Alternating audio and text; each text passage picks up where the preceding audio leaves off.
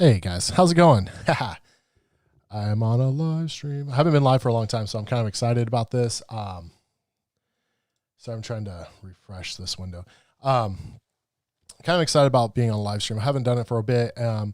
And there's just a whole bunch of stuff that's going on in our world right now that I thought it was very important to come up and talk for a few minutes. Decided to do a live stream because, to be perfectly honest, I didn't feel like going to set up all the camera equipment outside in the studio. And this is just way easier, to be honest. I just got done doing a podcast about this guy named Tibor Rubin. It's going to be up on our podcast page later on in a little bit. So guys, please go check that out. This guy was stinking amazing. And it took him 50 years to get his 50 years to get his Medal of Honor. So let's go check that guy out. This guy's really cool. Go check out that podcast. Like I said, it's going to be up pretty soon. But so I was doing some studying and I've been watching the news just like everybody else. Been on social media, which honestly, I kind of stopped going to Facebook because I was going to say this, but I think some of y'all just need to read your Bible a little bit more. I was going to say that before you make assumptions on what the Bible is actually saying, you guys need to really go make sure that's what the Bible is actually saying before you guys actually go say that's what the Bible is actually saying. I'm just going to leave it at that. Just going to leave it at that. I'm not going to go into it. This isn't my live stream. This is the ministry live stream, so I got to shut up. Okay. So, but there's so much going on right now in this world that we need to be able to actually kind of comprehend what we need to do, because there's so many people out there be like, well, I'm not racist. I'm like, yeah, you're right. You're not racist. But then they ask you all these stupid questions like, well, is it racist? Dude, shut up. That's all I'm going to say. But so much stuff going on right now, and race is on the forefront of everybody's mind. When I actually think this is a good thing. And let me explain, because I think it's a good thing that we are addressing certain situations that are going on right now in our world so we can better understand how to fix them, because there is some stuff going on. There's people on both sides. I think both sides are being extreme right now. There's so many extreme voices. They're all so loud that, oh man, there's no racism, or there is so much racism. Like, you know what? Let's be honest for a second. It's not as bad as one side says, and it's not as good as the other side says. Let's just be honest. There is issues that we need to be able to fix. But I did a thing on my personal website, on my personal Instagram thing, that it's a hard issue. You're never going to be able to legislate a anti-racist attitude, because the reality of it is you can't make laws to people's hearts. And that's where we come into it. We can't make laws to people's hearts. We need to be able to change people's hearts. And how do we do that? By communicating, by talking, by showing love. But there's something we have to understand first. And I'm going to read this. It's over here. I was doing some studying on like cross-cultural. It's called leading with cultural intelligence, right? Cultural intelligence.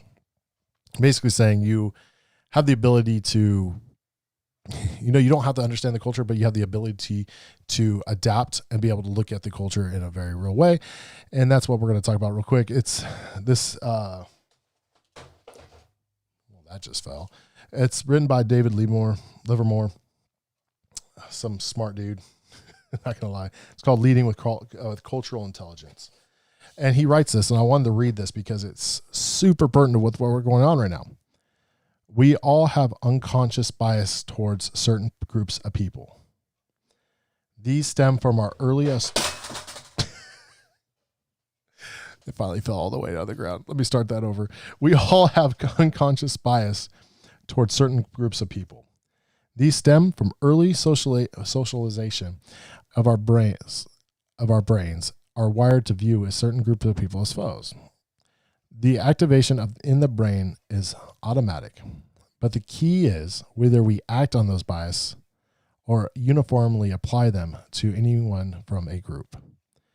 And by honestly acknowledging and understanding them, we can better control and moderate their influences in our interactions. Let's break that down.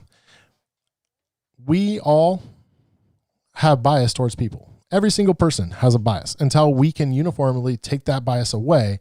And we do that by confronting it and talking about it and understanding that we have it. That way we can get away from it. Right. I know some people from other countries, they come to America, they have a bias towards a certain group of people. Some of them think all Southerners are gun-toting crazy people. People in California actually think this too.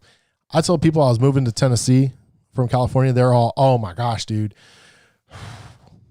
Some people are like, dude, that's South, man. That's crazy. You know what? I'm going to tell you straight up. Where I live out here is actually pretty close to where I lived in California. Honestly, it's pretty close. I lived in a smaller town in California, and it's honestly pretty close to being the same way here. But all those people in California had this bias towards people that lived in Tennessee thinking they're a certain way when they're not. And we have that with everybody else. But it's how we choose to interact and how we choose to act towards those bias that helps us get past our own bias. Think about it. Let's get past it. That's all we have to do. Honestly, let's think about it culturally. We come into a culture, we look at different cultures. We have to understand that everybody has a different culture and we have to get by it. Boom. Okay. Easier said than done, though. We need to talk. We need to interact. We need to do as much as we can to understand where people are coming from, how they're going through, what they're going through, and everything else. That way we can get past our own bias and we can basically, become friends in a really simple way of putting it. But then it also comes down to a place of the heart, right? Like I said, you can't legislate racism. You can't do it. You can't make it illegal to be a racist because you can't look and see what in a person's heart. They can hide it really well too. You can't look and see people's hearts and say, oh man, that guy should go to jail because he doesn't like a certain race of people. You can't do that. What you can do is you can change people's hearts. Me being a Christian, I sit here and say, hey, here it is.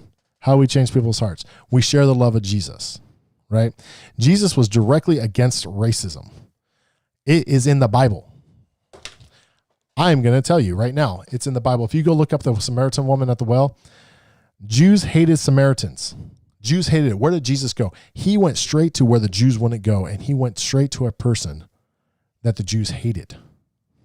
Jesus was against racism. He was bridging the gap of racism in his day.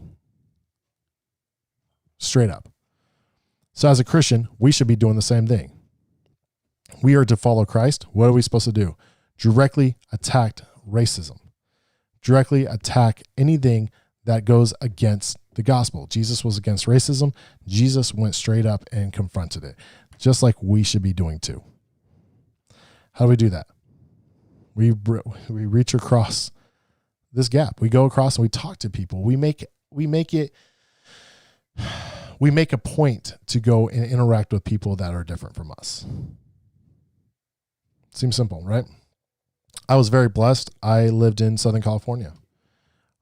It was a literally melting pot of people. It was very weird for me. I wasn't in Tennessee. I'm not going to say where it was because I don't want to get people in trouble. But I came to another state in the South. I went to a church there. And honestly, this is when I still lived in California. I was visiting. I felt very uncomfortable. And the reason why, and don't read into this past what it is, it was 100% white. They weren't racist. I can straight tell you that. They had the most welcoming attitude. It was just the demographics of the area were predominantly white. And it felt weird because I'm from Southern California. Southern California is so diverse.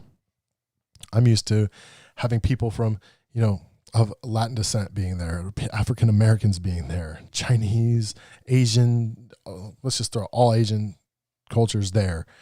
One of the towns I lived in California had Mandarin written right under all the English words in their town. Like literal melting pot. It felt weird to be around a single group of people. And I didn't like it, to be honest. But it's not the racist, like it was the demographics of the area. It just felt weird being from California and having that. And, the thing about it is is we just need to realize that people are people.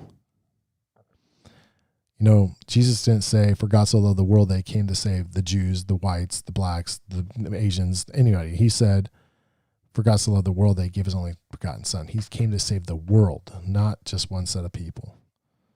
And we need to realize that. We need to look at that. We need to stop having as the book said, a bias. We need to have our actions. Where is it? We need to be, as it says right here, and honestly acknowledge and understand that we do have some kind of bias, and we need to get past that bias. Everybody has it. It's science, psychology, all this stuff. We need to get past it, though. It's how we act on those bias, how we deal with being a human race. And when we can get past the bias and say, hey, I understand that you're different, let's celebrate it. Be awesome. Because Jesus loves us, all of us, all the little children in the world. But we got to look at it. Christians, this is our time to step up. Jesus stepped up, confronted racism, Samaritan woman, centurion, all these people. Jesus was reaching across the race divide, and we need to too. What does that mean for each individual person? I'm not going to tell you that. I'm not going to tell you what you need to do. It's between you and God and where you are. It could be just simply, changing your focus, saying, hey, you know what? I want to learn a little bit more about what's going on. It could be, you know what? I got friends that are going through some really serious crap right now. I'm going to get on the phone and talk with them. I'm going to support them. It could be more drastic, saying you do have a huge bias that you haven't dealt with. And you need to seek God in that and say, God, I have this bias. I need to get rid of it. But as a Christian, we need to confront it. We need to be a part of our brothers and sisters in God, because Jesus so loved the world that he gave his son. So guys, thanks for watching my live stream. I don't know why I went live. Honestly, I just told you I didn't want to set up a camera, and this is already here. But guys, thank you so much for watching. Know this.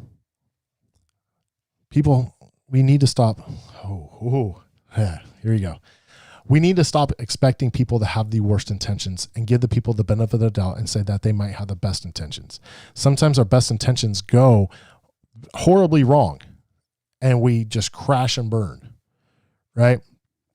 I have had the best men and women that are married. You guys will know. Sometimes us guys, we have the best intentions of doing something, and all of a sudden our wife sees it and be like, that wasn't right. And then everything crashes down on us because our best intentions go horribly, horribly, horribly wrong. So let's give people the benefit of doubt. Let's give people the benefit of a doubt. Let's not assign the worst intentions of people and give them the best intentions until they prove us wrong, right? I was listening to a sermon of my pastor the other day. I guess it was yesterday. He said some great things. He said, people that are at a 2 in their life, let's treat them like they're at a 10. Let's give them potential, because a lot of times people are treated so badly that they only provide 20% of their effort. Let's treat them like they got 100%. Let's treat people let's treat people by the potential and not where they're at. Because when we treat people by their potential, they'll never amount to anything better. Let's give people the benefit of a doubt that they may have good intentions. And when they prove us wrong, we're wrong. We know. But I'd rather be wrong about a person's intentions and have them, wait, that came out wrong. I'd rather, whatever, you guys get it. I'd rather give people the benefit of a doubt and have them prove me wrong than not giving them the benefit of a doubt and have them prove me wrong. Because the fact of the matter is then we just look like jerks. Let's be honest. So, guys, thank you so much for listening, watching. Let's be better. Let's be better as people. Let's be better as Christians. Let's lead the way in showing people the love that Jesus had for us, that he gave his only son to die so we can have a relationship with him and be saved from eternity of torment and torture, everything else. And before people go ahead and get on here and be like, well, Jesus sends people to hell. No, he doesn't. Let's just get that out. That's another part. That's another stream. But God so loved us that he gave us a way to be able to have a relationship with him. Let's share it. Let's show the love. Let's show Jesus' love to one another. Because honestly, at the end of the day, I'd rather show love than show bigotry and hate. And I hope you guys would too. Thank you guys for watching. Till next time, take it easy. Wait, there it is.